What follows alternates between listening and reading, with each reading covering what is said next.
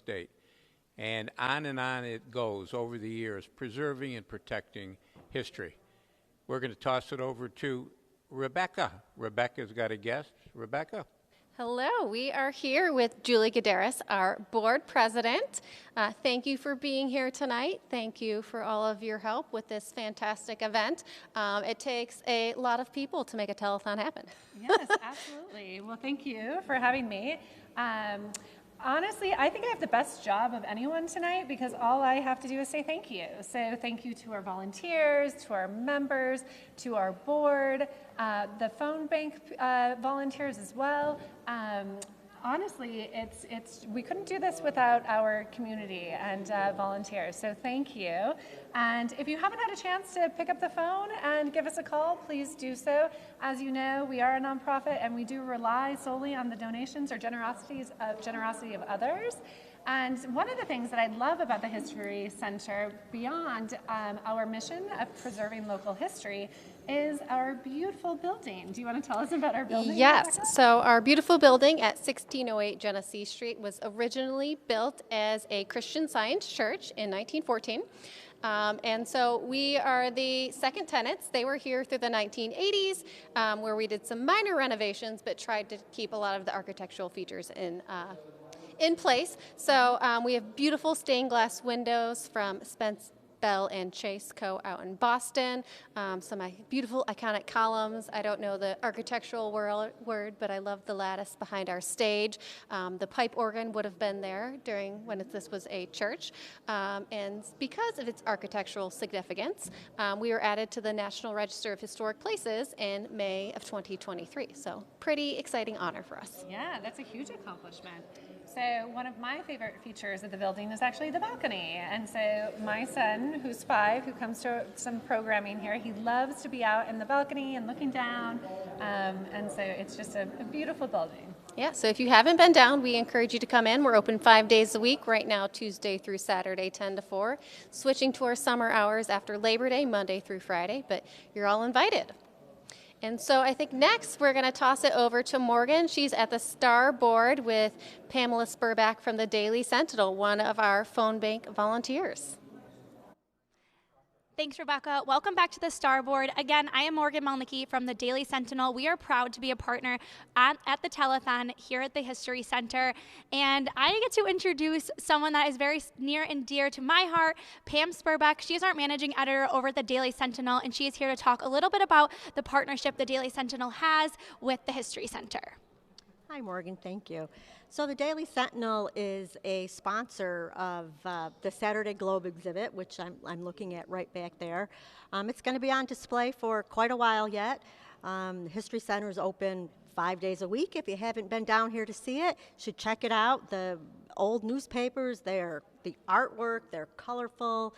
It's really an amazing exhibit. And we also provide the Oneida County History Center with a Daily Sentinel every day.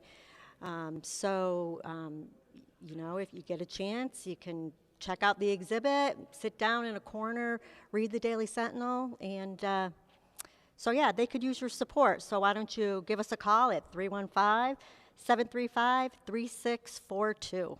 Thank you so much, Pam. And Pam also just volunteered on the phone bank, so thank you for your support. And again, the Daily Sentinel is proud to be a partner. Back over to you, Rebecca. Love to hear those phone rings. So even if you just want to call and say hello, our phone bank operators are looking a little lonely, and they would love to hear from you. I am here with our fantastic volunteer, Mr. Dennis Dewey, actually our 2023 Volunteer of the Year, and he does many things for us. He records a lot of our public programs, so you can catch those on our YouTube channel.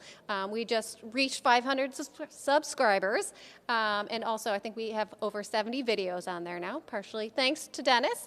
He also makes some of our own films and does lots of odds and ends as well.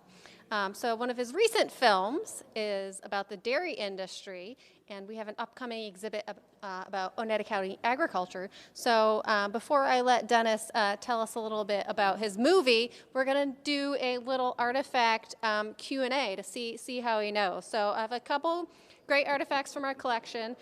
We probably I don't know, we have thousands. I don't know how many artifacts we have. We're in the midst of updating our cataloging system, so hopefully we'll know soon. But you want to take a guess what some of these lovely implements are, Dennis? Well, We'll carefully hold this one. I don't, might be a cheese thing. I don't know. So close, maybe not close at all, but maybe if you can read the little tag. This is actually a syrup tap. This Syrup one, tap. I believe, is undated, but donated to us in 2012. And so, you know, people of Oneida County have been using the natural environment, tapping our maple trees for delicious syrup for hundreds of years. So it started with the indigenous people of the area, so the Oneida, and we still do it today. There's a dairy one here for you, so how about this one? I'll bet that's it. Show our viewers, and I think they have a sampler. Yep, that's a cheese sampler. So when they made big wheels of cheese, I believe they could kind of test Stick it out. in Yeah, and take so a taste or a smell or absolutely. Do you know our fun fact? Where was the first cheese factory in the United States, something. Dennis? Well, it was in Oneida County. Yes, Dennis knows. Right here in Rome, New York, thanks to Jesse Williams. Right. And last but not least, what is this one? It looks like something for combing a cow's hair, but I don't think so. I don't think so. And I I honestly, think I know what it might be. Is it a hetchel? For flax? it probably could, yeah. I think grain, flour, others, probably a couple different names. So yeah. So I'd say Dennis got a 2 out of 3 on our Q&A. So thank you, Dennis. Do you want to talk a little bit about volunteering here at the History Center? Dennis is also a donor, so thank you. And whatever you'd like to share, Yeah, whatever sure. you think is most important. I enjoy making films. I think I'm starting number 7 now. Very popular film online now is the called Farmin' It, the dairy farming in Oneida County, and I think Patrick told me it's had something like 11,000 views, which is incredible. Hey. It's available on the website, and there are lots of wonderful things to see on the website. And I didn't know anything about farming until one of the other volunteers, Janice Riley, asked me if I would make this film, and I spent about half a year, interviewed wonderful farmers all over the county, and there's a bit of humor and a bit of fact-finding, and it's about an hour long, and it's well worth your while. Fantastic, Dennis. That's awesome. So I hope you can check out one of Dennis's films, his work.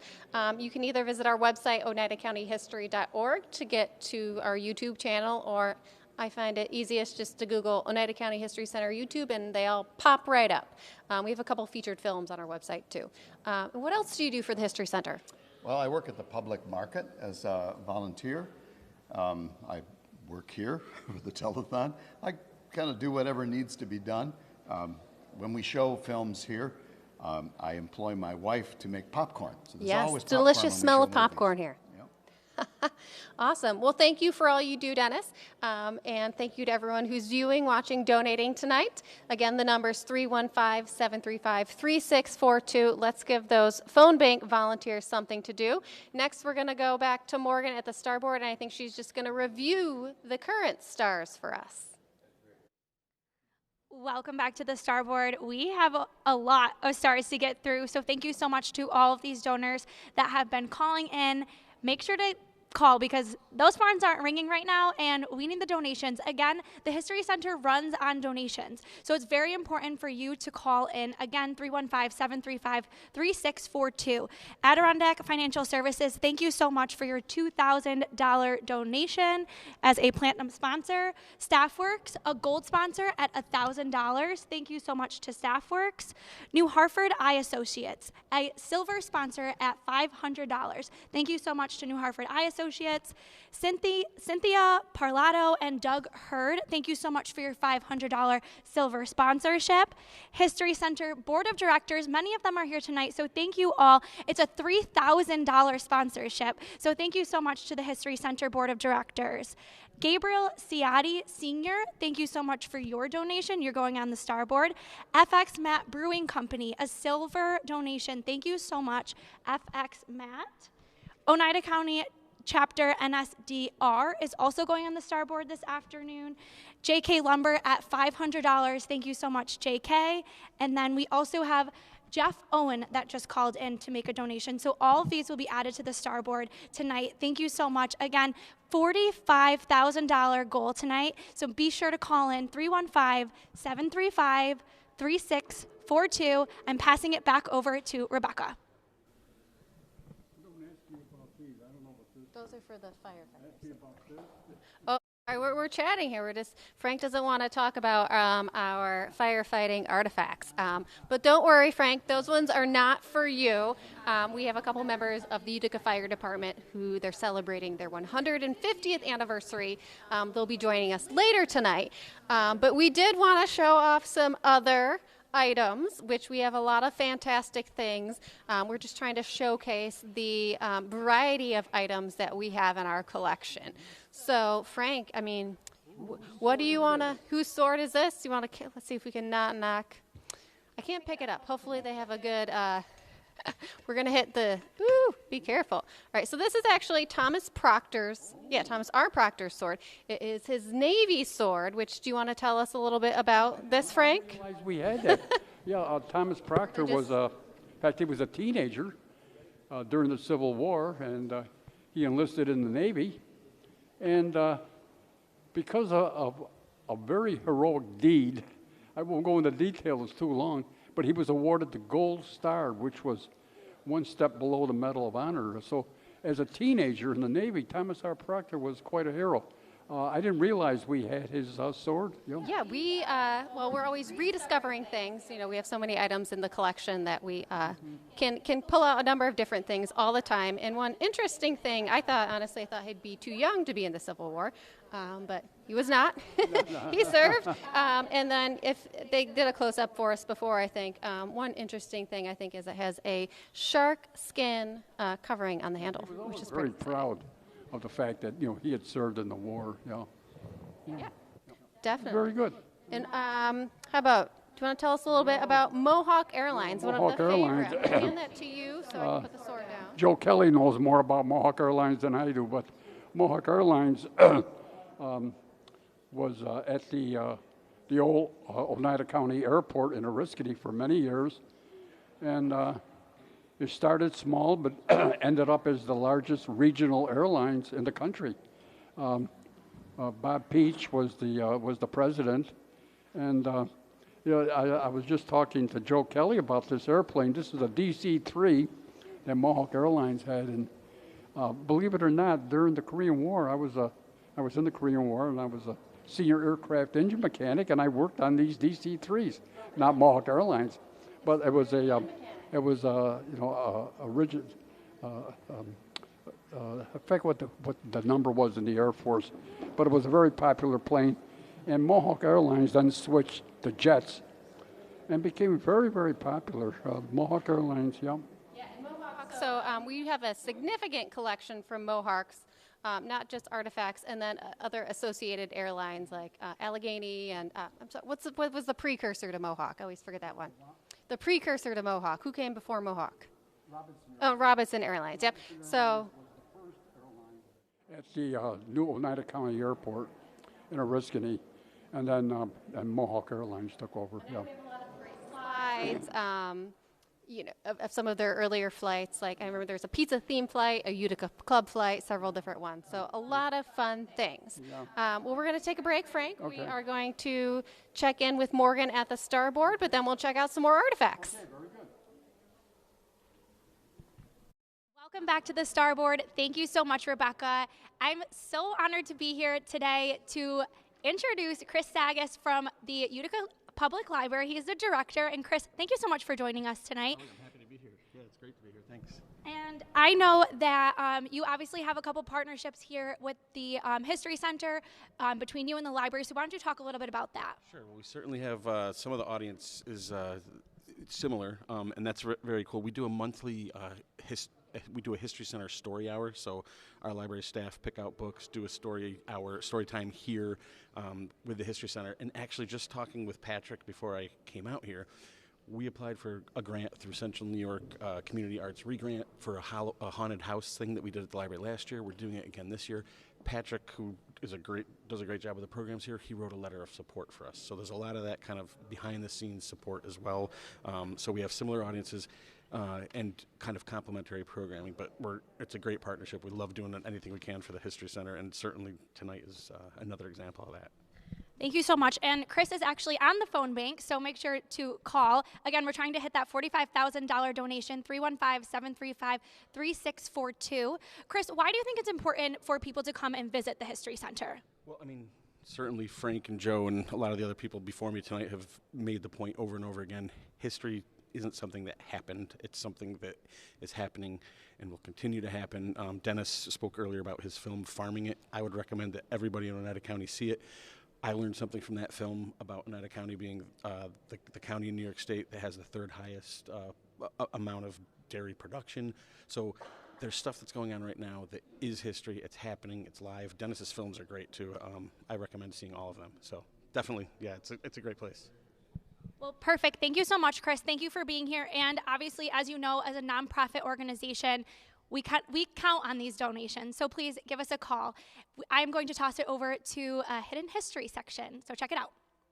Norman Hill was a community leader and the first African-American real estate broker in Utica.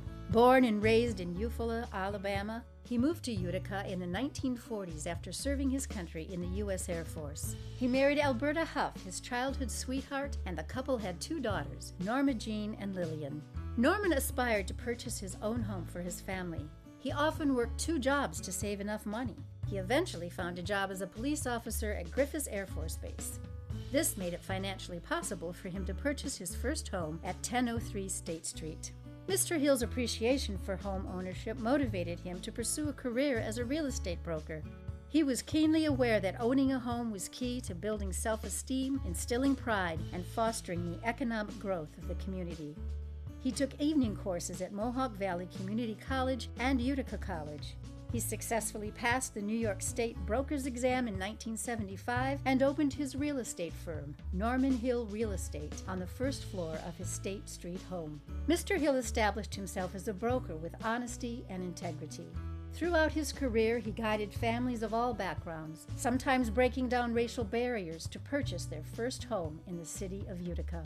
Mr. Hill was also a firm believer in education and giving back to the community. He was a co-founder of the Alga Club, which sought to encourage children in the Cornhill community to stay in school, maintain excellent scholastic standards, and attend college. The club awarded scholarships and hosted an annual picnic for all children at the Leisure Time Center on West Street.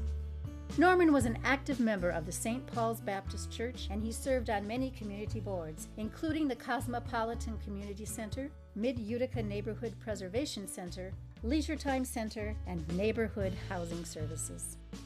Colonel Peter Gansfort served in the Continental Army during the American Revolution and made his mark in Oneida County history with his successful defense of Fort Stanwix, then known as Fort Schuyler, from the British in August 1777. Peter was third-generation Dutch and grew up in Albany. He worked in his father's businesses that primarily involved lumber and brewing beer. He joined the Continental Army and was commissioned as a major on June 30th, 1775. Major Gansfort led an invasion into Quebec and took part in the capture of Montreal. In the spring of 1776, he was promoted to lieutenant colonel, and later to full colonel of the 3rd New York Regiment, and was then sent to Fort Stanwix. In 1777, the British redoubled their efforts against the Patriots.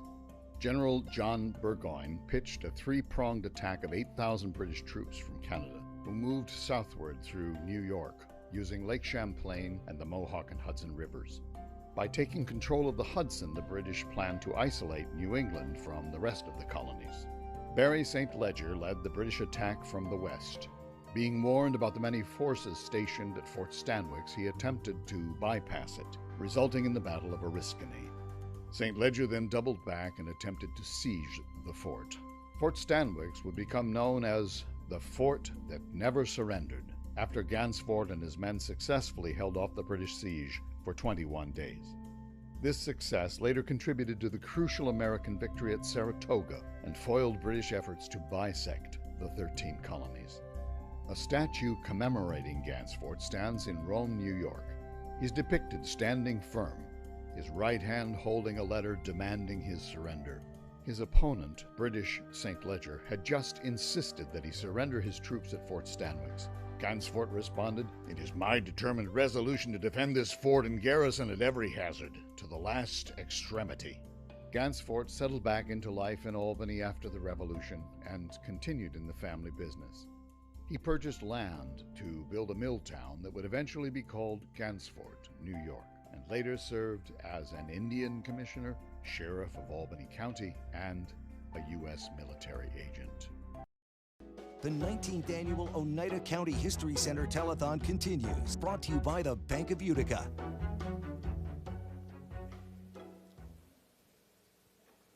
You know, Rebecca McLean, I thought I knew a lot about local history, but I'm learning more and more from these little hidden history segments. Absolutely. That's one thing I say is why I like to work here, is that I learn something new every day. Yeah.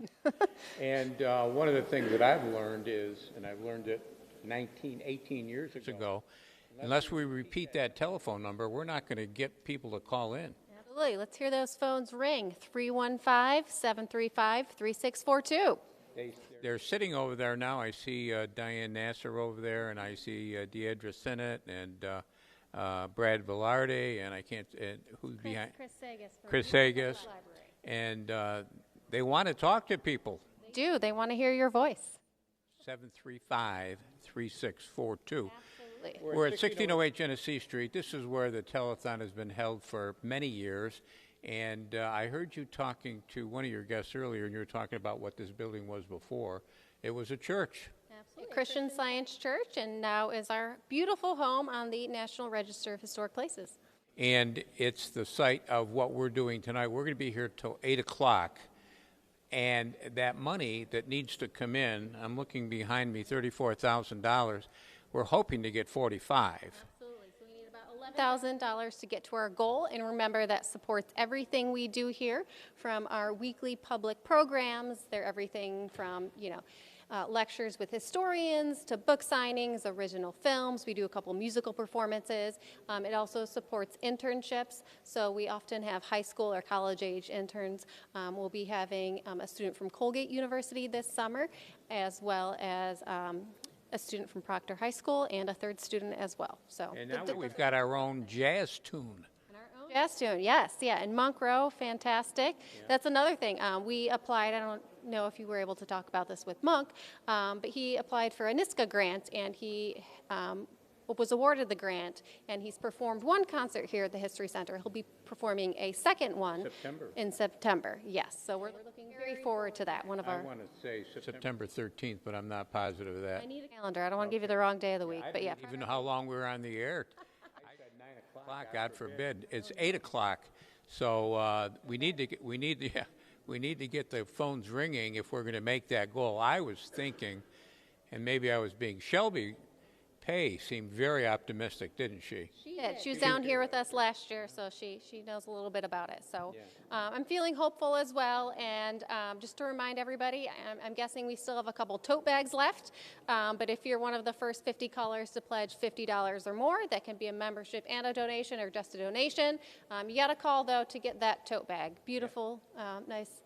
It was nice of the United County Tourism to do that for us. And 735-3642 is the number to call. It'll only take you a second, and it can be any donation. I know Lou Parada, who has been involved with this society for many years, said, don't be afraid to ask people for a small contribution, $5 or $10.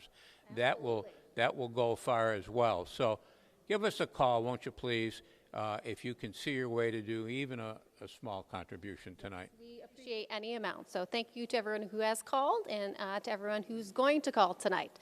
So I think next we're going to check in with Morgan at the Starboard. She's going to talk about some of the people who have donated tonight. Thanks, Joe and Rebecca. And yes, as they mentioned, every dollar counts here at the United County History Telethon. Let's review. We have quite the colorful starboard over here, starting out with Adirondack Financial Services at a platinum level, $2,000. I apologize. Thank you so much, Adirondack Financial Services. FX Matt Brewing Company, a $500 donation. That's a silver sponsorship. Staffworks at $1,000. Thank you so much to Staffworks for your gold level sponsorship. Oneida Chapter NSDR, they have a bronze level sponsorship at $300. New Hartford Eye Associates, thank you so much for your silver sponsorship. That was at $500. JK Lumber, we have a $500 donation. Again, that's the bronze level. Thank you so much. Cynthia Parlato and Doug Hurd, they were here earlier. They also are at that silver level sponsorship. Thank you guys so much. Gabriel Ciotti just called in, and they are now on the star board. And then the History Center Board of Directors, that's actually at a $3,000 donation. Thank you so much to the History Center Board of Directors. Many of them are here tonight. And like we said earlier, every dollar counts here at the Oneida County History Center. They are a nonprofit organization. They rely on these donations. So let's get those phones ringing. Call in to donate, 315-735-3642. It's going to support educational programming, internships, so much more. I am going to toss it back over to Joe. Joe, back to you. Toss it over to me, I think I heard her say, and I've got Frank Tomeno with me. And I didn't want to say this, Frank, when the United County Executive was here and the United County Sheriff was here. I didn't want to say you're my favorite guest in front of them, but you are. And my first guest way back 25 years ago, Frank. I think the first show. I think it was done at Herkimer County Community College. You're actually right. And I don't know about you, but I was pretty nervous the first time I had been on TV. And it was a nerve-wracking experience, but it turned out pretty good. We got some other We've got some other exhibits to look at, Frank.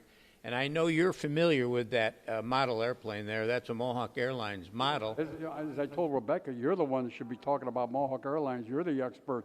But again, when I was in the Air Force, I worked on a DC-3. I was going to say, you're the expert on keeping them flying as a mechanic. Then when you were in the Air Force, you also worked on what other plane was it, Frank?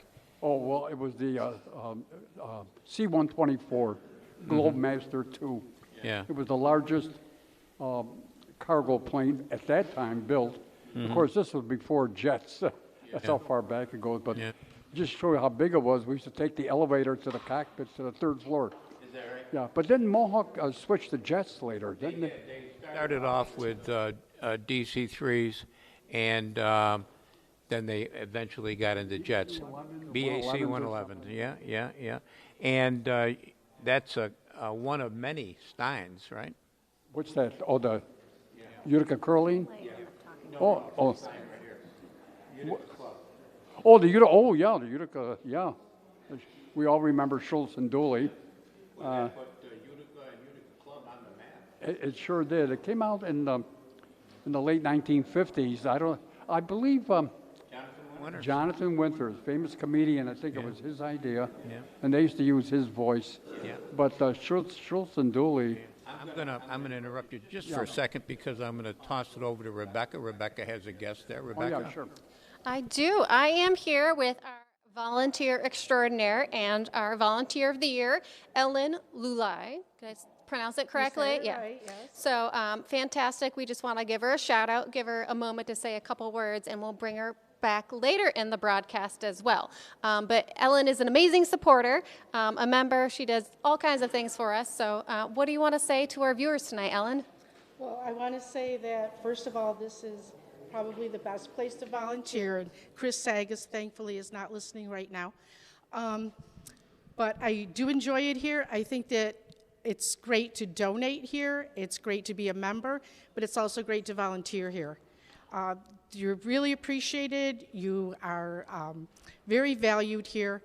But what really keeps us going is memberships and donations. So please, if you're not a member already, please join. If you are a member, renew, and definitely make a donation because this is an awesome place. Do you want to give them the number, Ellen?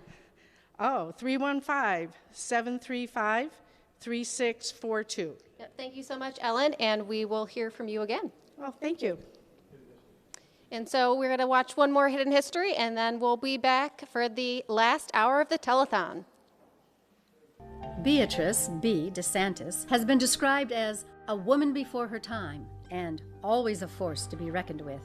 She was a public servant, pioneer, and leader who made sure that her gender never stood in her way of making a difference in her community. Bee was born in Utica in 1900 and graduated from Utica Free Academy in 1918. She continued her education at Utica School of Commerce and worked at New York Telephone. During World War II, Bee worked long hours doing her part on the home front, assembling and dispersing rationing books to the citizens of Greater Utica for the Office of Price Administration.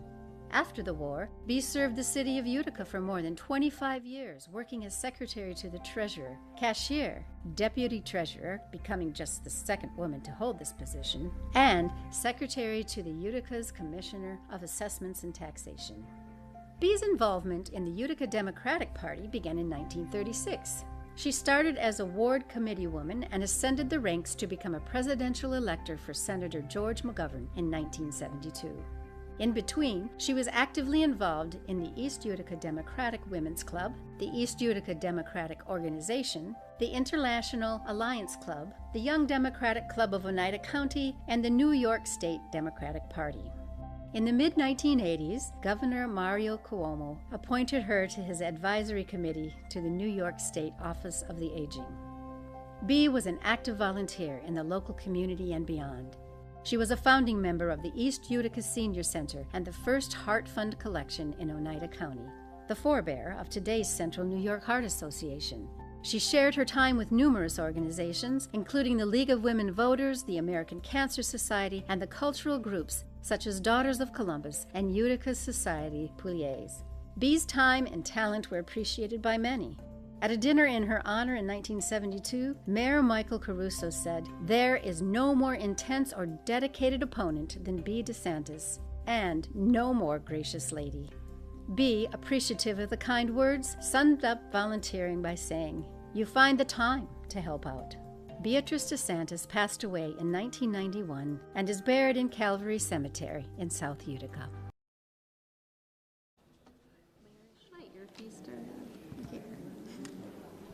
Utica.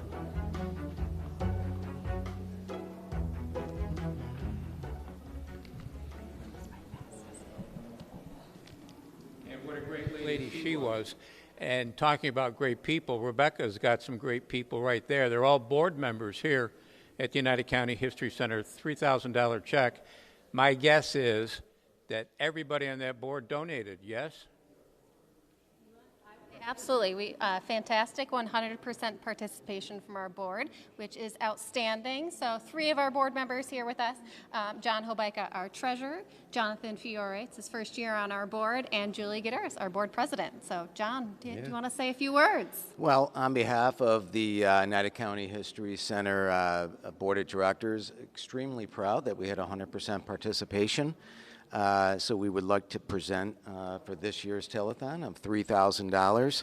And as we mentioned, we have a couple up here, and we have other board members surrounded in the area. But I think we've already said it numerous times with a lot of your guests that, you know, we are a working board just to bring additional value add.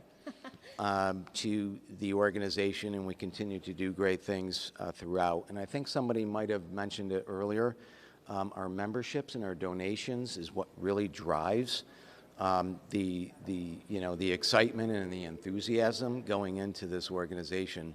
So I also personally, and on behalf of the board, want to thank all of the individuals and the business owners and other entities that have given tonight, because it's so important. And look at everybody in that telephone booth is on the phone. That's fantastic. Woo, so that yeah, is it truly is a team effort. So. You know, we're only a staff of 3 here, so we do rely on all of our volunteers, which includes our board, for sharing their time with us. So thank you for this outstanding contribution, for all of your time, and we're going to toss it over to Morgan at the Starboard. Thank you guys. Welcome back over to the Starboard, and I'm super excited to add some additional stars, starting off with Diorio's at a gold sponsorship level. It's $1,000, so thank you so much to Diorio's, and happy 100th anniversary. Sorry, I had to add that. We have a silver sponsorship from Joe Silberlick and Sandy Fensky. It's a $500 donation, so thank you both. Earl Reed, a bronze sponsorship at $400. Thank you so much, Earl. GPO Federal Credit Union also at a bronze sponsorship, $250. Thank you, GPO. Michael Fisher actually just called in. He is a $500 donor. So thank you so much, Michael. And then also Mary Stronick. Thank you so much for your donation. They're all going on the starboard. Let's keep making this starboard extra colorful. Be sure to call in, make a donation, and contribute to that $45,000 goal for tonight's Oneida County History Telethon. Again, the phone number to call, 315-735-3642. I know they were also mentioning up there that you can call in and make a donation. It's only $40 to be a member here. $40 for an individual, $70 for a family. Call in and make a donation, renew your membership, or become a member today. I am passing it back over to Joe. And we're joined by, Morgan, thank you. We're joined by two members, well, two retired members of the Utica Fire Department, Peter Caruso. And when you retired, you were deputy chief? I was, Joe, deputy chief. Yeah. I was on the department for 35 years. Yeah, good for you. And Jim Barefoot. And Jim, you got called out of retirement, if I recall my history correctly, and became chief for a while, yes? Yeah, just for a brief stint, 3-month stint. That was all. Yep. Yeah. Probably enough. Yes, it was. You got a big, well, this is the Utica Fire Department's year, 150th anniversary. Talk about that a little bit, Peter. Yes, on June 1st, the Utica Fire Department will be 150 years old. We felt that was an anniversary, a date worth celebration. So there's probably, I would say, less than 100 departments throughout the United States that are 100 years old. And there's nobody who's been in the International Association of Firefighters. We're a charter member. We've been there for 100 years. So June 1st, we're going to have a dinner. We're going to have a celebration. And on July 1st, we'll have a parade. And we're encouraging everybody to participate in the parade. The community has come out. It's just been outstanding, the support we received for the dinner, our supporters, and the tickets right now, I'm afraid to say, are all gone, Joe. Well, and that's a good problem to have. Yeah, I guess. And but there's still plenty of opportunity to get into the parade, is there not? Absolutely, absolutely. Anybody who would like to get in, antique fire apparatus, whatever unit would like to march. All the departments, we have an open invitation. So. And we have an open invitation here, too, to call in. 735-3642 is the number to call. Jim, we've got a couple artifacts back there. I can't reach them right now, but there's a trumpet that they used to speak through. There's a bucket they used to put sand in. The department has come a long way since then. Well, certainly has. The modernization, and especially over the last several years under the new chief, they've done quite a job bringing us up to speed, getting a lot of modern equipment, but it always boils down to the men and women that do the job. We did it when we had apparatus that was a lot less than what you would like to have, but it's always the dedication and hard work of the men and women of the fire department that really makes the difference. But we do have a lot more modern equipment now, which is a great thing. You know, I can't let this opportunity go by, Peter and Jim, and I do it every year because he deserves it, as do so many others. But I knew Lynn Cross personally, and I thought to myself, what a great example of a firefighter he was. Yes, he was. He was one of the best. I always called him a force multiplier, like the military would say. When he showed up, it was like having another battalion of people. He made things happen.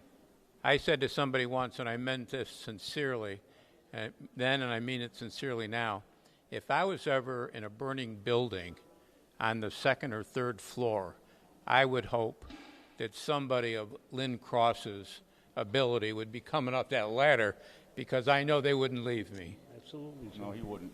Yeah. Give us the telephone. You probably can't read it. You don't have your glasses on. 735-3642. Very good. And the firefighters have a great history. They got a book coming out. Talk about that, Chief. Been out. Our 150th anniversary. It's a history of the fire department. obviously from 1874, but from 1974 on, we've covered in depth, and the sales are great with that, and there's a few books left as well. You can reach out to AMP Master Images, and you can get a book there. And Joe, I also want to thank the Oneida County Historical Center. They've been a partner with us. They've supported us, and we really extend our thanks. And we hope everybody participates. Absolutely. Well, we also have one other event. It's going to be August 5th. There's also going to be an event at the Public Library, Utica Public Library. It's going to involve kids getting to come out and see fire apparatus, touch a truck kind of thing, to understand what it is to be a firefighter. So there's going to be a lot of stuff going on there. Well, Chris Sagas from the library is here, so he'll be happy to hear you put in that promotion. We're going to send it talking about promotion. Rebecca, his job is to promote this Oneida County History Center, but she does it with a lot of help, including the person she has next to her. Rebecca? And thank you to the Utica Fire Department, Pete and Jim. Wish you the best of luck as your anniversary celebrations pop up. I'm here with another individual who's about to celebrate a milestone anniversary. I'm here with Stephen Grant from the Landmark Society of Greater Utica. President, if I didn't say that already, thank you for being here. And we're just going to have Steve talk a little bit about their upcoming anniversary. And I know we have a lot of overlap in membership and a lot of overlap in our values as well between the two organizations. Well, we're kind of kindred spirits in the preservation of history. Like you said, we have a lot of the same members, same ideas, so it's very important that we preserve the history. And Landmark Society got their charter on October 25th, 1974, so this is our 50th anniversary. We're going to celebrate that to the day later this year. The celebration will be at the Stanley Theater. So we're looking forward to that. That'll be fantastic. And I know we recently just hosted with you. You had a panel discussion with some of the founding members. So if you want to check that out, that's on our YouTube channel. Yep. Janet Blaney, our founding president, was on the panel. Very fun to do. Thank you for inviting us to do that. That was great. So, we're looking forward to the celebration. Absolutely. Well, thank you so much to Steve and all of our partners at the Landmark Society.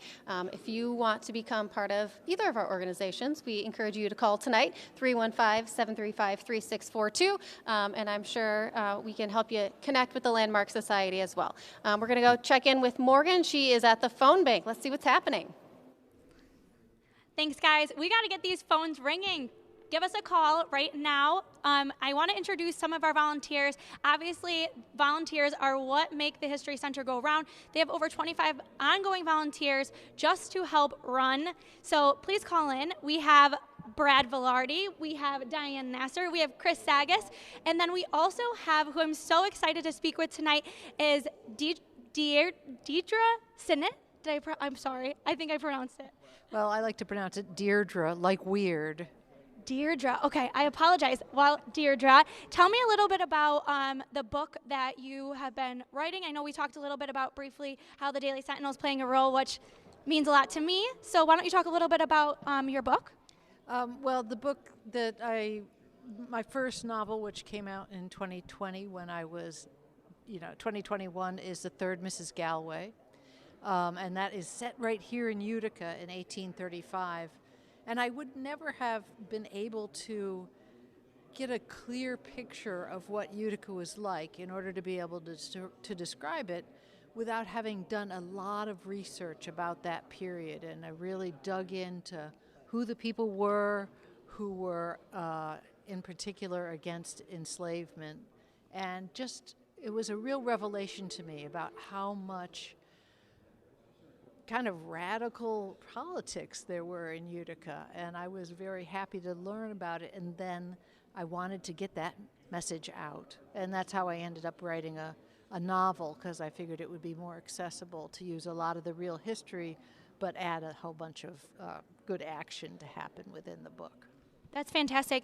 And Deirdre is actually on the phones tonight, so please give her a call and make a donation today. Deirdre, why is it important for folks to call in to make a donation? listen, this is a living, breathing place, and you mentioned how many volunteers it takes, but it also takes people who can't necessarily come in and spend their time here. But to support it, it's of course financial support, but it is moral support too, to know that the importance of the history of Oneida County, and it isn't just Utica, so anyone who's out there who's watching this, who's out in the smaller areas surrounding Utica, the History Center is here for them too, and it's open, and you can come in and you can do different sorts of research, including genealogical research. Awesome. Well, thank you so much, and thank you for being a phone volunteer tonight. I am going to pass it over to Rebecca for a check presentation. Hi, and yes, we are here with Mr. Jim Vitti from Diorio's. They are celebrating their 100th anniversary this year, and maybe in honor and commemoration, they are a Gold Star sponsor with $1,000. Thank you so much, Jim, and the team. Awesome to be here. Thank you so much for having us. We're very proud of this event. 100 years, that's amazing. How long have you been with the organization? I've only been there 35 years, so I'm relatively new, Aw. but long enough I've been there. That's fantastic. So what are you doing to celebrate your anniversary? Or A bunch of different events. We do a lot of trade shows and so forth and celebrate with our customers. Later this year, we'll be having an employee appreciation event. And then we're looking for things we do with the community. And when this came up as an opportunity for us, it took about 3 seconds to jump on it and say, look, we want to be a part of this. Yeah, it seems like a perfect fit. And for those of you who don't know, or who haven't enjoyed your delicious pizza doughs, what do you offer? What does your company offer? So originally in 1924, it was 2 Italian immigrants that came to the country and married 2 sisters from another family. Started out in Lansing Street in East Utica, and they made one item, Italian bread. That's what they knew how to make, and they made a very good loaf of Italian bread. Fast forward 100 years, and we make about 250 different items for the pizza industry. Many different segments, from club stores to convenience stores, anything in food service, really. So pretty much anywhere when you eat pizza, it might be ours. Oh, that's pretty awesome. So, I mean, not just in Utica, any other places too? Correct. We're in all 50 states plus in South America. So that's awesome. Yeah. I didn't know. I mean, I've purchased your pizza dough, but that's about it. Is it still a family-owned company? No, actually, Ben Diorio, who was the second generation, decided to retire. He moved to Florida. He was just up and visiting us a few weeks ago and did an interview, which he was great at. He was sold to a private equity firm, and they've been with us ever since. But that's great. We're still, if you want to support local, we encourage you to check out Diorio's. Eat a pizza wherever you are, and of course support us, Local History. The number to call to make a pledge tonight is 315-735-3642. Remember, we're looking for memberships. You can renew your membership, you can join, you can gift a membership, or make a donation. So thank you so much to everybody who's already called tonight. Let's check in with Morgan at the Starboard and see what donations have come in. We're back at the Starboard, and I have some stars. I do want to give a shout out. I just saw my dad called in on the phone, so Dad, thank you so much for making that donation. I didn't have time to make a star as I ran over here, but John McDonald, you are a bronze level sponsor. Thank you so much for your $400 donation. Town Engineering, again, a bronze level donation. Thank you so much. Standard Heating, Insulating, and Cooling, thank you so much for your bronze level donation. Jen over at Standard. UFA Alumni Association is a silver sponsorship. That's a $500 sponsorship. Thank you so much to UFA Alumni Association.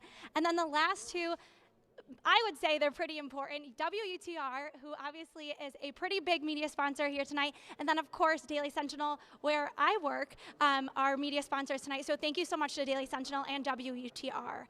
I am passing it back over to Joe.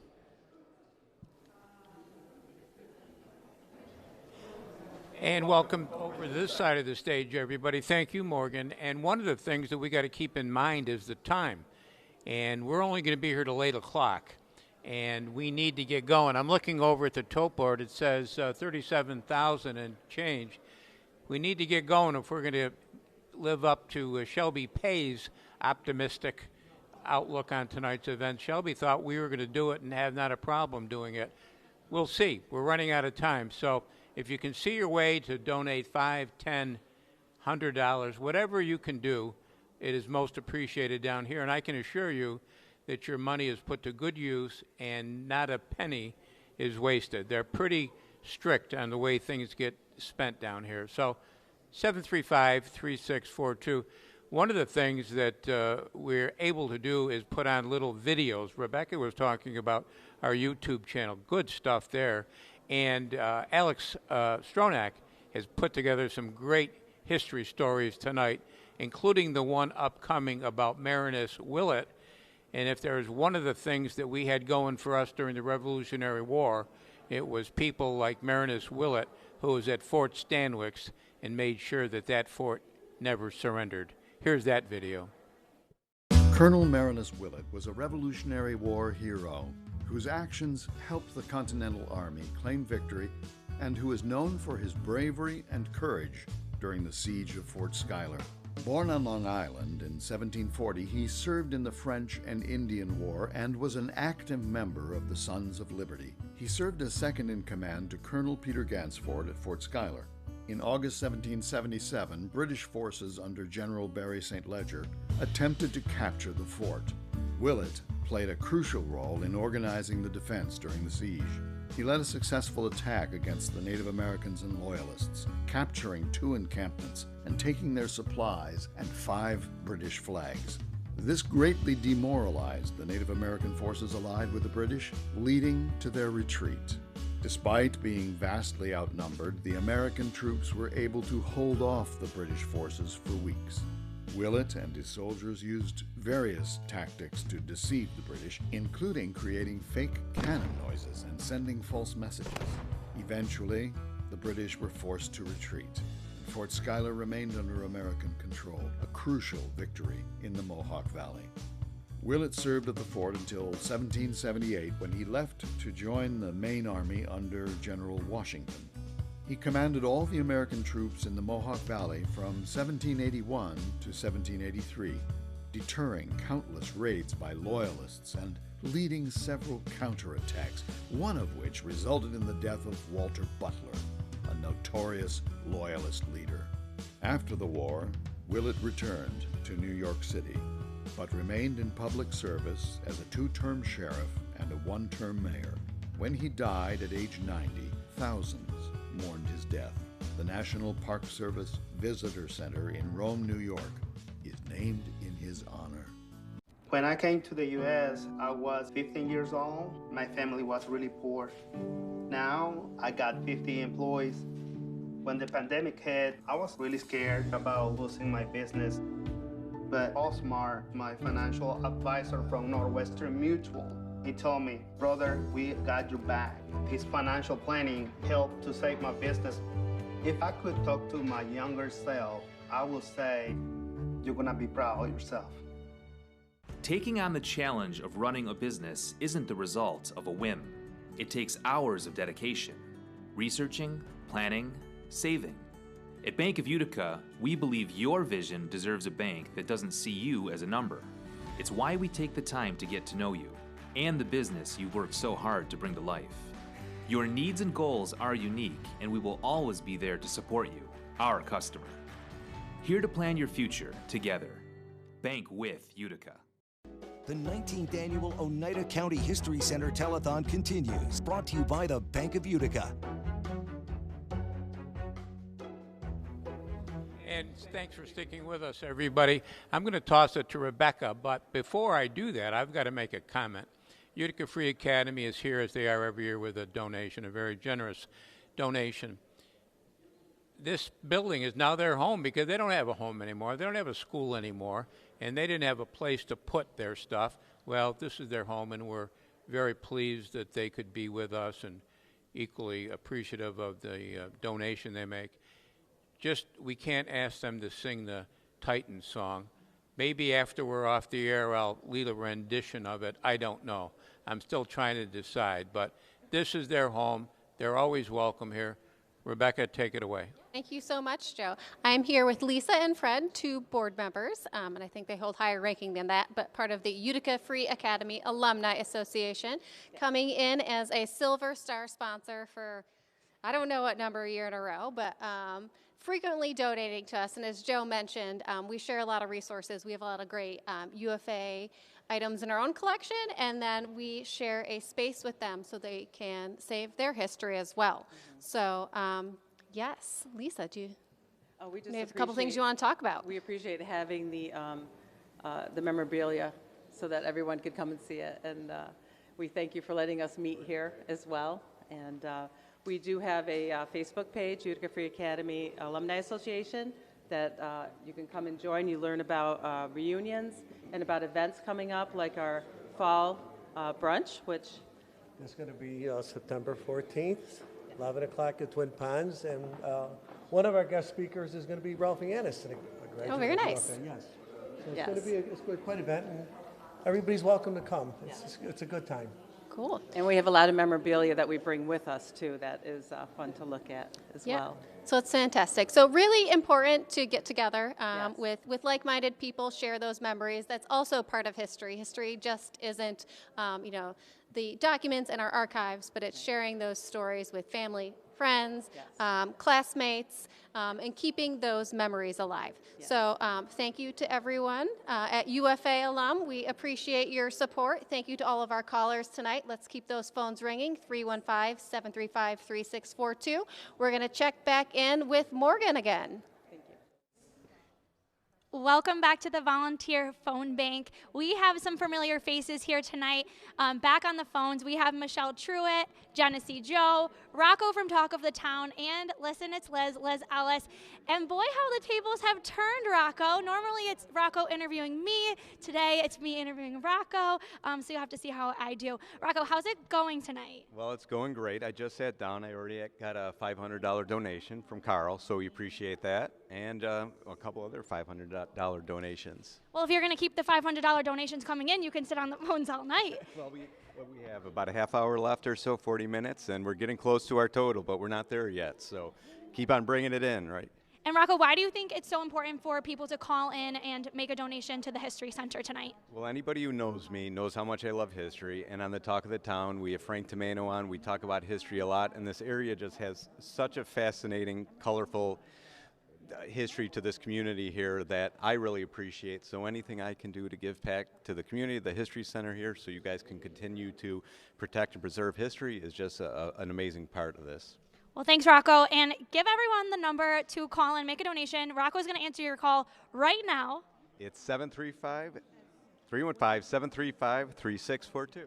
Call in, make a donation. You're going to talk with Liz. You're going to talk with Michelle, Genesee, Joe, or Rocco. Again, that number to call was 315-735-3642. Back over to Joe. Well, I'm with, I can't say my favorite guest because I already gave that compliment to Frank Tomano. But I can say one of my favorite guests on my show every Sunday, Brad Velarde. Brad, thanks for joining us tonight. And I know you're a big history guy. Despite your young age, you're a big history guy. Absolutely. I love it. It's something that my passion continues to grow each year that we produce the publication, my father Dominic and I, and I expect it to continue to grow over the course of my career. Greater Utica Magazine, it's a free magazine. It's available throughout the area, banks, supermarkets, places like that, yes? Absolutely. We're actually at over 140 locations all across the Mohawk Valley, from Herkimer all the way up to Rome and everywhere in between. And you also have an email or an online presence, yes? Correct. Yes, sir. Yep. We keep 2 months' worth of publications on the website. It's gumagazine.com. So, for example, this month we have the April and the May issues up. Next month we'll have May and June, etc. What, particularly at such a young age, when I was even younger than you, I loved history. But what got you interested? I mean, if you look at Greater Utica Magazine, there is a lot of history in that magazine. What got you interested in it? I know some of it must come from your father, who started all this. Absolutely. My father has always had an interest in history, particularly local history and nostalgic topics. He's been a lifelong resident of the area. And, yeah, I mean, it's something that I love because it's the area that I come from, and I think the more you become familiar with where you come from, the more that you learn about yourself and how your family got here and how it's progressed over the generations. And, it's really enriched my life, I have to say. Good for you. one of the things that I am not ashamed to say is that not an issue goes by of Greater Utica Magazine that I don't learn something. And I think I know a lot of history, but I learn something every issue. Absolutely, and we've learned a lot from you over the years. So, you know, we owe a great debt to folks like you, Frank Tomeno, obviously the Oneida County History Center, which is why we're here today, volunteering our time, because they're one of the organizations that makes our publication possible. So it's a community effort, and we try to utilize everybody that wants to be involved. We try to utilize that help as much as we can.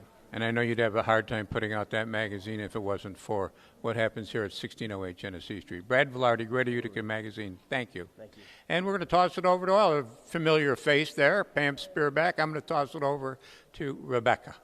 We are here with the lovely Pamela, or Pam Spurback, from the Daily Sentinel.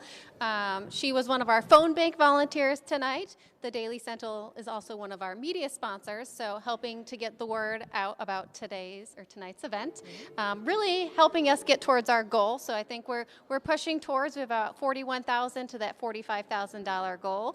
And so, yeah, we're really excited. Thank you for your support. And Oneida County, it's not just Utica, right? Rome, Waterville, we've always been a hub for the news industry, right? Yes, you have. So what are you holding in your hands for our viewers? I have here, Hold it up. You got to talk into your mic. I have here a copy of the Saturday Globe, which Sentinel Media, the Daily Sentinel, is a sponsor of this exhibit. This here is a newspaper from 1901. The Saturday Globe was the first national newspaper. And Frank Tomeno just told me a little while ago that Queen Victoria subscribed to the Saturday Globe. So you can see this front page and a bunch of other front pages right here at the exhibit. Right there, I'm pointing at it. Circulation at its peak, 300,000. That's huge. So these huge... Came right out of Oneida County. Colorful pictures right here in Utica, New York. So you can see this and many other front pages right down here on display at the Oneida County History Center. And I'd like to mention, so we have over 10,000 newspapers in our collection. This is just one of many. Most are digitized. And don't worry, this is part of our education collection. So sometimes when we have duplicate items, we put them in an education collection. So not just students, but students, teachers, and everyday people we can touch, and we don't have to worry about ruining the newspaper. Right, but yeah, so thank you so much to Pam and the Daily Sentinel. We're going to check back in with Morgan at the Starboard. I think we have some more donations. And welcome back to the Starboard. Thank you so much, Rebecca and Pam. We do have some more donations. Again, your support tonight is supporting educational programming, internships, so much more here at the History Center. We're going to start off with DBJ Wealth Management, a platinum sponsor, $2,000 platinum sponsor. Thank you so much. And then we're going to move over to Richard Brown. He is a sponsor tonight, again, with Northern Safety and Industrial. These are all bronze sponsors. Carl Zekin just called in. Thank you so much for your support, Carl, at $500. And then I'm moving on to Jacqueline Smith, also just called in, $250 donation. I can't even hold these. There's so many coming in. This is a great problem to have. Again, your support is definitely needed here at the History Center tonight. Mary Briggs Biha, a $500 donation. So these are going to be added to the Starboard. There's still time for you to add your name to the Starboard. Again, give us a call at 315-735-3642. Your donation is definitely needed here tonight. I think we are at 41,000. Our goal is 45,000, and we need those phones ringing. Liz, I don't see Rocco's on the phone right now. I know Liz is. Michelle's waiting for a call. Genesee Joe's waiting for a call. Call in and speak with them. 315-735-3642. Get your name up on the Starboard. Passing it back over to Joe. Well, thank you, Morgan. I see you peeking around the corner there. I'm here. One of the things that we need to let people know is that it takes a core group, a core group of people to keep an institution going.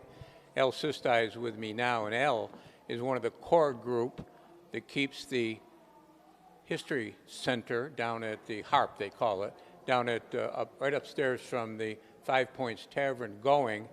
And I'll tell you, you're a Renaissance man, you're a musician, you're a technician, you're a historian. You've got it all going, buddy. Yep, time's up, thank you. Well, thanks for having me, Joe. you did tell me I was your favorite guest, so. Yeah, everything I learned with the Irish Cultural Center, I learned from here.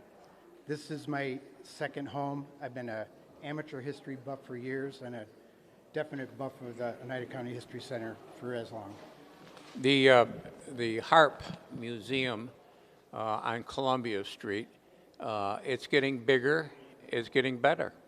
Yep, it is, and it's right on the site of the original St. Patrick's Church, built in 1850 and destroyed in 1968. So we're pretty proud of that, built by an Irish community. So, in fact, there's some stones from that original church foundation out front, yes? yeah, all the way around the border. When the church burned, obviously the foundation didn't, so they were all buried underground when it was demolished. So yeah, pretty lucky to have them.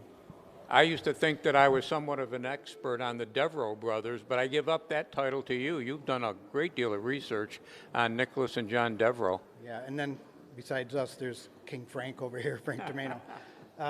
Well, thanks. Yeah, he's a fascinating character. This is a big year for him, too. He started the parade 200 years ago this year. He will have been 250 years old this year. And so, as you know, we applied for a Blue Historical Marker from the William G. Pomeroy Foundation. And after much documentation, primary source documentation, they approved it. But they didn't want us to have it at the site of his former home. And they said, do you know, our historian checked, and there's an Irish Cultural Center in Utica. They might want to put it there. So we'll work on that. So yeah. So that's where it's going to go. It is, and we have it.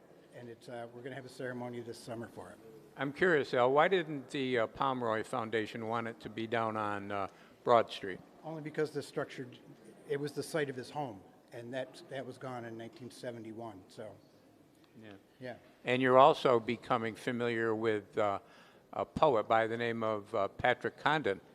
Yeah, as a matter of fact, a local bard who is a lot more famous in Ireland than we even knew we had here. And there's a presentation next Wednesday at the Irish Cultural Center at the Harp Museum upstairs, where you can hear all the research that's been done, and his descendants will be there too. Tell people what HARP stands for. History, Ancestry, Research, and Programs, not unlike what you can find here, if you give them enough money to keep it operational. Yeah, okay. And you can give the number. Of this place? That phone number right there? Oh, 315. See, I knew that. All right. 315-735-3642. Call now. Done well. Spoken I'm well. not done. Oh. How much time do we have left here? Oh, we ran out of time. 20 minutes? I'm going to make a challenge. I'm going to go down to the tables and sponsor for $250, pledge $250. The next person who pledges $250, I will match that too. All right. Thank you. All right. That's not Irish Blarney, is No, it? it's not. Help me spend my money.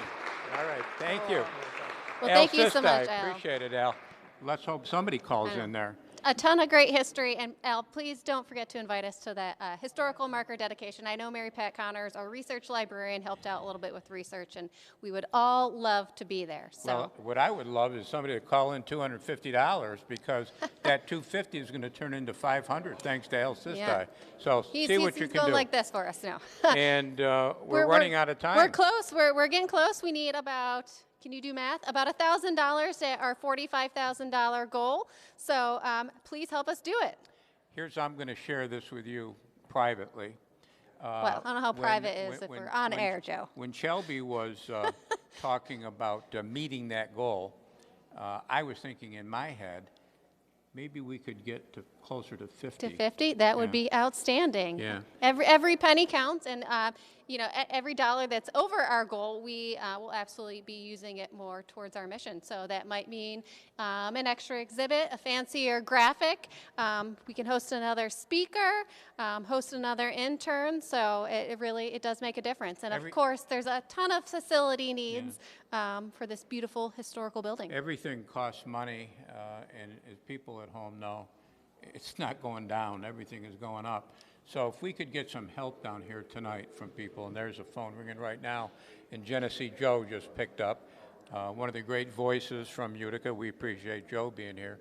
735-3642 is the number. You've only got a little bit more time, though. I don't have a clock, but I think maybe we have about 15 or 20 minutes left. So really getting getting close on that goal. And we're not doing it till 9 o'clock, like I said. No, We're 8 done o'clock. at 8. We'll be here probably a couple minutes after. We don't want to miss your phone call. And, you know, please join, renew, donate, whatever works for you and your budget to help support local history. And I hear some phones going off in the Yeah. background. And one of the things that I said, Rebecca, outside of your presence, but I'll say it to you, to your face, none of this money that comes in is wasted. You're tight with a buck. Absolutely, yeah. We have a very tight budget, not a lot of wiggle room. Yeah. But it's all for what we do. We do it because it matters. We do it because we care. Mhm. And we hope our viewers care too. We've got another hidden history coming up that Alex Stronach was kind enough. You did a great job on these. Yeah, didn't so you? all of these that you're watching tonight are Hall of Fame inductees, and each year we induct 4 or 5 individuals, and Alex has been making our content for us the past couple You've years. got some great resources down here with Dennis Dewey and Alex Yeah. putting out some good content. We're going We to have the send best it to, volunteers. Yeah, and we're going to send it over to that hidden history. Jermaine Wesley Logan was once called the Underground Railroad King and is credited with having aided more than 1,500 freedom seekers. He has been identified as Utica's first African-American school teacher. Jermaine was born in Davidson County, Tennessee on February 5, 1813. His mother was an enslaved woman called Cherry, and his father, his white master, David Logue. Jermaine escaped to Ontario, Canada in 1834, later moving to Rochester, New York, where he worked at a hotel, then to Oneida County. He studied at the Oneida Institute in Whitestown, led by Beriah Green. Here, Logan learned that the African-American children were not allowed to attend the common schools in the city of Utica, so he started a school for African-American children. He rented a room and taught about 40 students. The 1844-1845 Utica City Directory lists 11 Union Street as a school for colored children. This is believed by some to have been his classroom. Logan married Caroline Storham of Bust-Eye, New York in 1840. The couple had 6 children, including Amelia, who married Lewis Douglas, the son of Frederick Douglass. The family moved to Syracuse in 1841, where Jermaine continued to teach school and became a licensed preacher of the African Methodist Episcopal Zion Church, serving congregations throughout central New York and the southern tier. In addition to his career as an educator and minister, Logan was an active abolitionist leader. His home was widely known as a station or depot for the Underground Railroad, and he submitted letters to Syracuse newspapers and publications openly discussing his activities and asking for funds to assist fugitives. After emancipation, Logan took an interest in the welfare of the newly freed people and continued his church work. He was elevated to the rank of bishop of the AME Zion denomination in 1868 and was responsible for the Allegheny and Kentucky conferences. In 1872, Logan was about to take a mission assignment to the Pacific coast when tuberculosis forced him to resign. He died on September 20th, 1872 in Saratoga Springs, New York. He was inducted into the National Abolitionist Hall of Fame in 2011 for his dedication and contributions to the abolitionist movement. I love selling real estate. I grew up in local business, involved in everything, and there's nothing I enjoy more than the history and the people of our community. And after growing up in the heyday, seeing the Mayday, I'm so excited that we're part of the rejuvenation of the Mohawk Valley. The Sentinel Premium Golf Pass has arrived. At only $99, the Golf Pass grants you access to 16 of the best golf courses in the Mohawk Valley. Head over to premiumgolfpass.com for a full list of courses and grab yours today. The 19th Annual Oneida County History Center Telethon continues, brought to you by the Bank of Utica.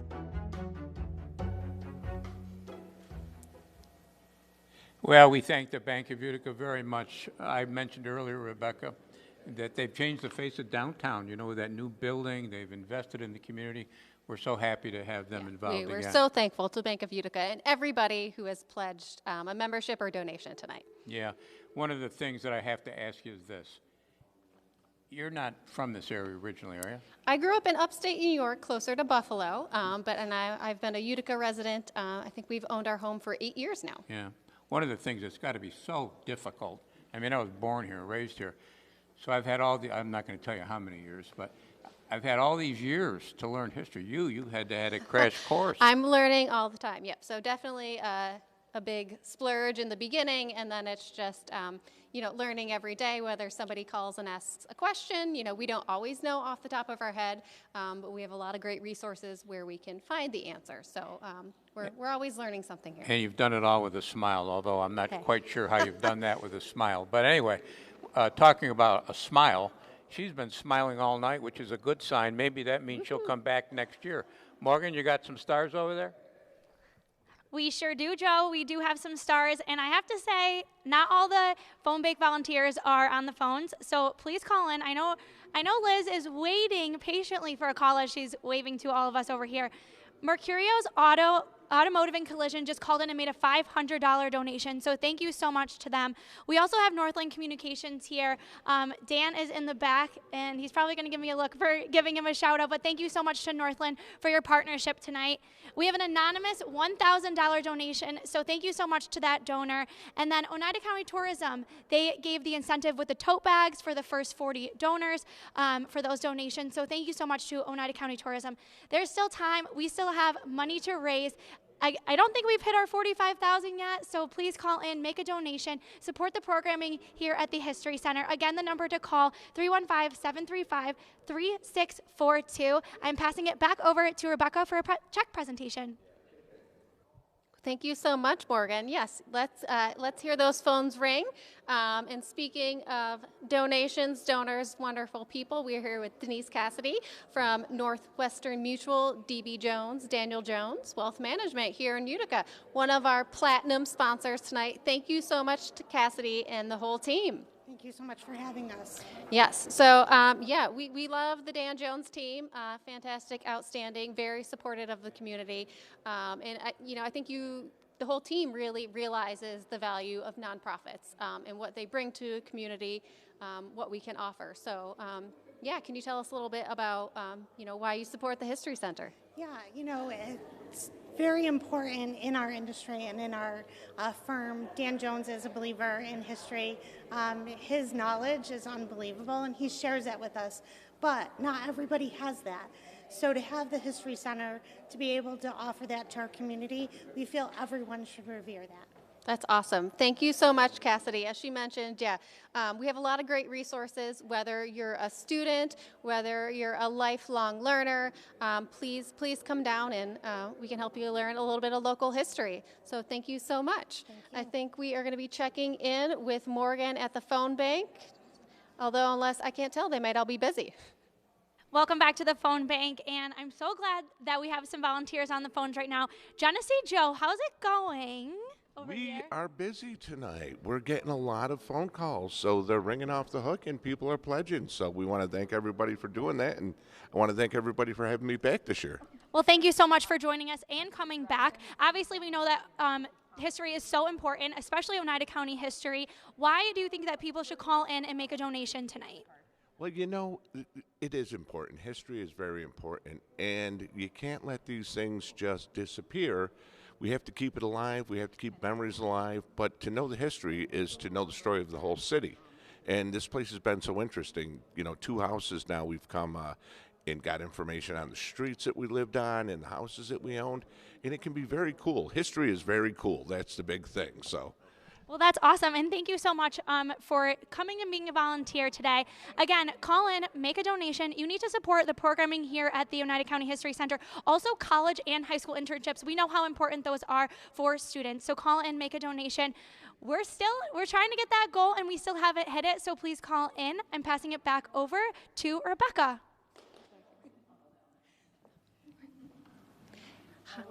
I'm here with Ellen Luley, our Volunteer of the Year, History Center Volunteer of the Year. She does so much for us.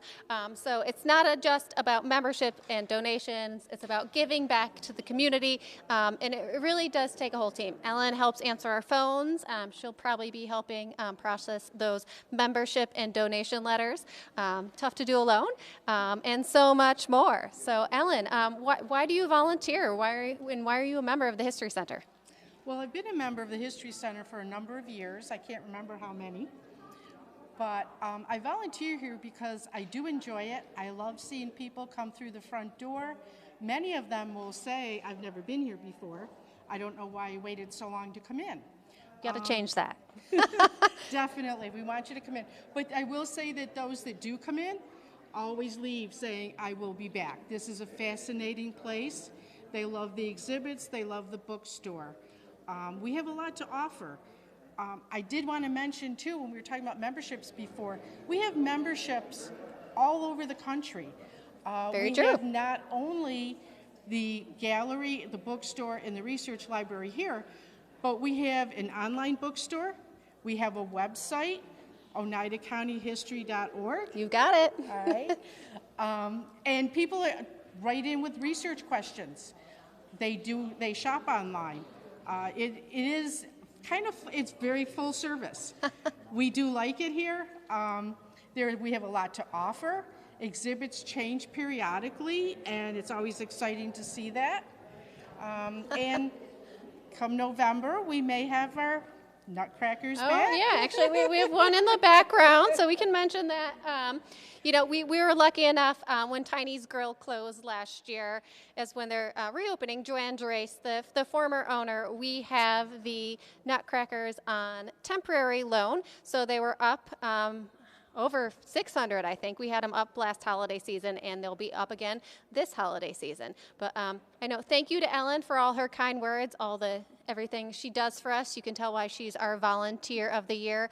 You don't have to be a history major, a history buff to be a volunteer. You just have to love your community and love history.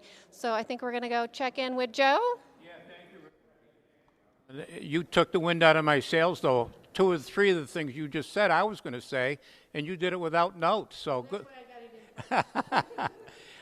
We're going to go to another hidden history piece, and this one is on Charles Cleveland. Charles Cleveland was an interesting guy, former Utica police chief, Civil War hero. I think you're going to enjoy this. We're going to go to it right now. Congressional Medal of Honor recipient Charles F. Cleveland was born August 14, 1844, in Washington County, New York. He moved to Utica in 1855 and at the age of 15 began work as a marble cutter.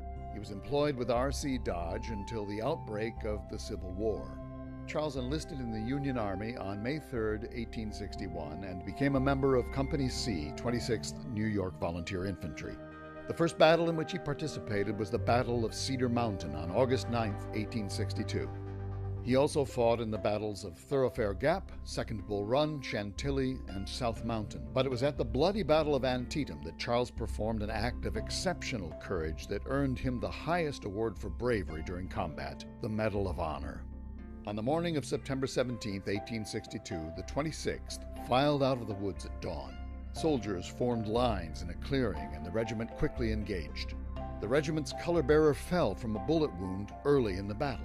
When the orders came to move forward, Charles threw down his musket, picked up the flag, and proudly held it high in the air while moving the infantry forward. He suffered gunshot wounds in his left forearm, left breast, and left foot. Charles rejoined his regiment after only 2 months in a Baltimore hospital and was honorably discharged in 1863. He was awarded the Congressional Medal of Honor in 1895. And when President Theodore Roosevelt visited Cleveland and Utica, he noticed the medal, pointed to it, and exclaimed, "I would give almost anything I have in the world for the right to wear that." After completing his service, Charles returned to Utica on May 20, 1863. He married Catherine Burns, with whom he had 4 children, and worked as a police officer for more than 30 years. Charles F. Cleveland died in 1908 at the age of 63 and is buried in Utica's Forest Hill Cemetery. The 19th Annual Oneida County History Center Telethon continues, brought to you by the Bank of Utica. And I mentioned that was going to be an interesting segment on Charles Cleveland. And if somebody goes up to Forest Hill Cemetery, his grave marker is very conspicuous up there, as it should be. Yeah, there's several others there too, and I know that the the great staff and volunteers at Forest Hill Cemetery will help you find whoever you're looking for. Yeah, I think we have a lot of our Hall of Fame inductees actually buried up there. Also on the National Register of Historic Places. So again, so much great local history. Yeah, unlike some cemeteries that didn't have the resources to keep good records, their records at Forest Hill are excellent. The Proctor family is buried up there, Butterfield, John Butterfield. He's missing an arm. He's missing an arm now. Oh no, well. Yeah, his statue Maybe. got hit by it's a life-size statue of him. And the wind must have knocked a tree limb in there, and it's missing an arm. Well, hopefully they can get that restored. But right now we're going to pop back over to Morgan. I think she has a couple more stars, and then hopefully we'll see if we've reached that $45,000 goal. Guys, it's our last batch of stars, so I'm super excited to thank Bondar Tech. They were our IT support, not only tonight, but throughout the whole year here at the History Center. Lava Mediterranean by Zenas. Thank you so much to Elias and your team for your in-kind support. I'm really looking forward to having some hummus after this segment.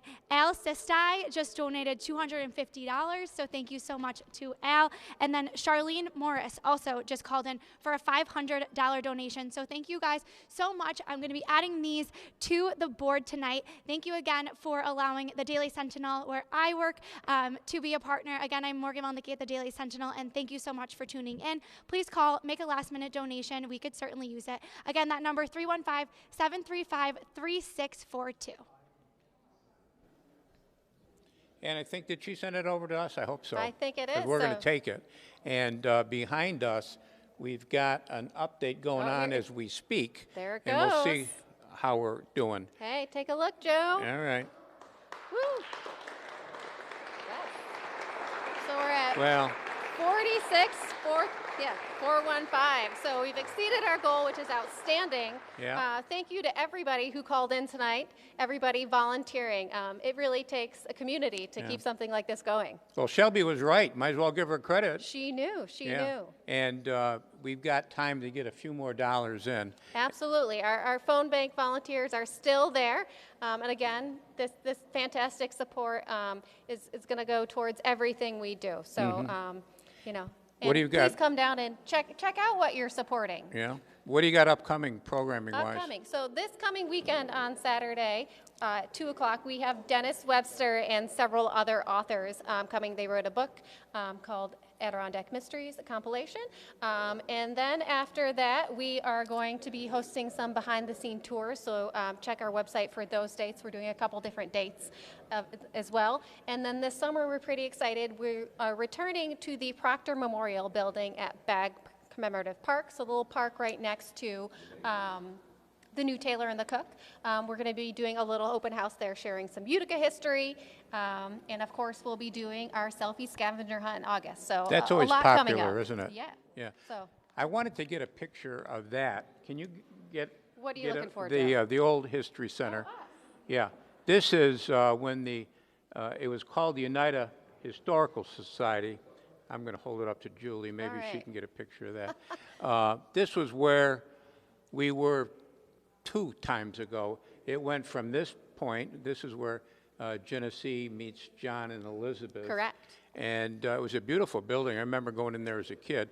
Then it moved over to the cellar at Fountain Elms. that is correct. And then up here. Absolutely. And I must say, though, that this is the best physical home The best it's had. physical locations. Yeah, we've had a couple different homes, but our mission is always the same, to preserve and share Oneida County history. So again, thank you to everybody tonight who made a donation, pledged a membership, all of our sponsors, all of the fantastic crew at WUTR, all of our fantastic volunteers out there. If you didn't know, there's probably about 30 different people behind the scenes here. So thank you so much to everyone. Yeah, and it's a great tribute to this community that people support this institution. If we didn't have this history, protecting it and promoting it, who would? I'm afraid there would be nobody. So it's important that we have a successful Oneida County History Center. Absolutely. So we look forward. Our 150th anniversary is coming up in 2026. So it's our goal, our hope that we can continue for another 150 years. You know, and I want to thank Steve Ventura as well, absolutely. the general manager at WUTR. He does such a good job for us, and we met with him this winter to get this thing going, and he's so cooperative, so we're very appreciative. Yes, we couldn't do this without WUTR. Yep. So. Okay, any last words, kid? I don't know. Just again, thank you to everybody. It's been a fantastic night. It's so exciting that we've exceeded our goal. I know I'm going to sleep well tonight, and we'll try to be in touch, get those thank you letters out to you as fast as we can. Thank you again to everybody for an outstanding evening. Good night, everybody. Thanks again. Thank you and good night.